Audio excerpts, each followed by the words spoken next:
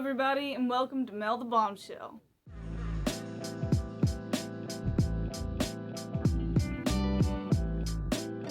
If you've clicked on this video, chances are you're considering or interested in purchasing a PlayStation 5 system, and you want to know whether or not the PlayStation 5 is worth spending your hard-earned cash on. To start out, I wanted to talk about the pros of the PlayStation 5 console. The first pro I want to cover about the PlayStation 5 is the performance. The PlayStation 5 has an SSD. This allows you to have faster loading times and faster download speeds. The PlayStation 5 also allows you to play games in stunning 4K graphics. This means that your games will look more beautiful and more cinematic. The PlayStation 5 also features backwards compatibility, so you can play nearly all of your PlayStation 4 games directly on this system. The PlayStation 5 is also very quiet when downloading and playing games.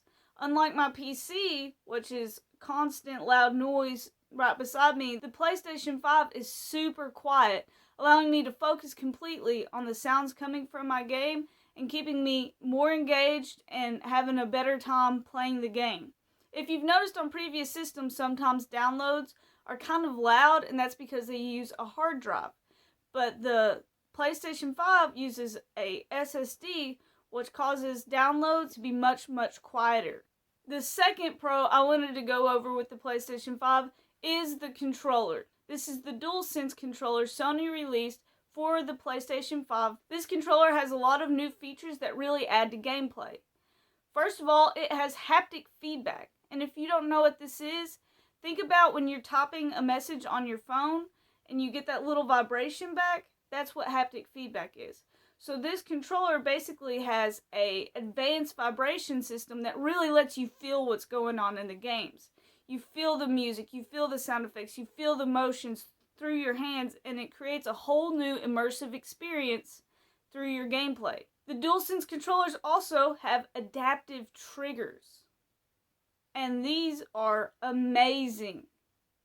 Adaptive triggers have varying amount of resistance as you play. So sometimes the trigger is harder to press down and sometimes easier, and the triggers change based on the gameplay, like the weapons you have. So it also adds to that immersive experience through gameplay. The third pro with the PlayStation 5 are the PlayStation 5 exclusive games and other games offered on the system. The PlayStation 5 has exclusive titles like Ratchet & Clank Rift Apart, Demon's Souls, Astro's Playroom, Gran Turismo 7, and many, many others. Additionally, if you're a big JRPG fan, PlayStation and Sony typically have more JRPG games than Microsoft and Xbox do. So if you are into JRPGs but want a better look on your game than the Nintendo Switch offers, the PlayStation 5 is perfect for you. The PlayStation 5 system also has an amazing library of backwards compatible games. You can play nearly every PlayStation 4 game that you have on the PlayStation 5. And I've noticed that a lot of the games that I've had on PlayStation 4 that maybe struggled a little bit on the PlayStation 4, the PlayStation 5 I've had no issue. I'm playing my PlayStation 4 games better than ever and getting to enjoy them more and more. The backwards compatibility virtually eliminates the need to have a PlayStation 4. I know that since I've gotten the PlayStation 5, I've barely touched my PlayStation 4. And the main reason I've touched my PlayStation 4 was to upload my save data to have it on my PlayStation 5. Now we're going to take a look at the cons of the PlayStation 5. The first con that I want to look at is the size of the system. The console itself weighs nearly 10 pounds and has a really weird shape that kind of makes it, I don't know, it's just a weird shape with the curves and the smooth lines. It's not for everybody. I prefer a more boxy system. I want to mention that the PlayStation 5 can be laid on its side, even though it is typically pictured vertically. So if you're worried about not having enough vertical clearance to house your PlayStation 5, then you can also put it horizontally. It will still need a lot of space either way you decide to install your PlayStation 5, but having that option might be able to help. Another con of the PlayStation 5 is its pricing. At the moment, PlayStation 5s are really hard to find. So typically online you'll find scalpers reselling the PlayStation 5 at higher prices. Even at MSRP or market level, the PlayStation 5 is still not cheap. I think just for the console alone, it is $500, and typically it is bundled with other items so that retailers can make a little bit more money on their system. PlayStation 5 is also extremely hard to find right now. Unless you get lucky at a restock at a GameStop or another retailer like that near you, they're extremely hard to get. The online PlayStation 5 market is dominated by scalpers who are snagging up these systems as soon as they drop and then reselling them for hundreds of dollars more.